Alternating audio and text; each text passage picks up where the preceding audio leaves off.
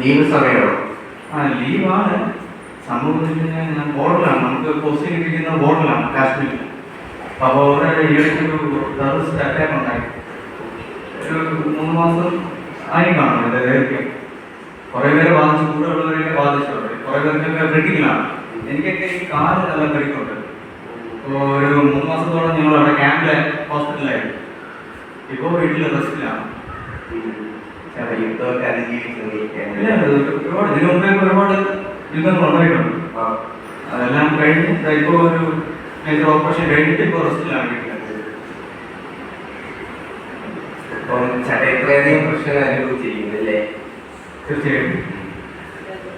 ഞാൻ പറഞ്ഞു വന്ന ആശയം പറയാം. അപ്പൊ ചേട്ടൻ യുദ്ധത്തെ പറ്റി പറഞ്ഞില്ലേ? അപ്പൊ ചേട്ടന് ആശ്വാസം തരുന്നൊരു ബൈബിൾ ഭാഗം, ബൈബിൾ പ്രവചനം ഞാൻ ബൈബിളിൽ നിന്ന് വായിച്ചു കിട്ടി.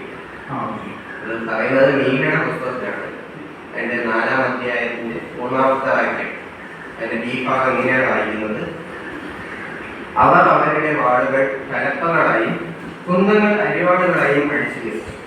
ജനത ജനതയ്ക്ക് നേരെ വാൾ ഉയർത്തില്ല. അവർ ഇനി യുദ്ധം ചെയ്യാൻ പരിശീലിക്കുകയുമില്ല.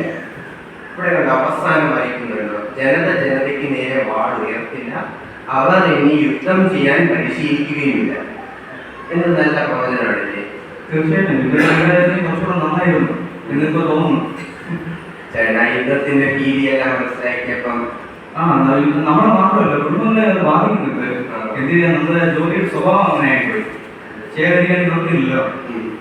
ഇതൊന്നും അങ്ങനെ പറഞ്ഞ ഇതൊന്നും ഇല്ലാത്തൊരു കാലഘട്ടം നടത്തുന്നെങ്കിൽ കൊള്ളാമായിരുന്നു. അപ്പൊ ഈ കാലഘട്ടത്തെ പറ്റി, യുദ്ധം ഇല്ലാത്ത ഈ സമയത്തെ പറ്റി നമുക്ക് എങ്ങനെയാണ് അതിൽ കിടക്കേണ്ടത്, അല്ലെങ്കിൽ ആ കാലഘട്ടം നമുക്ക് കിടക്കാൻ എന്ത് ചെയ്യണം എന്നതിനെ പറ്റി ഞാൻ അടുത്ത ആഴ്ച ഇതൊരു വരുന്നു. അപ്പൊ അത് സംസാരിക്കും. ചേട്ടൻ എപ്പോഴാണ് ഫ്രീ ആയിരിക്കുന്നത്?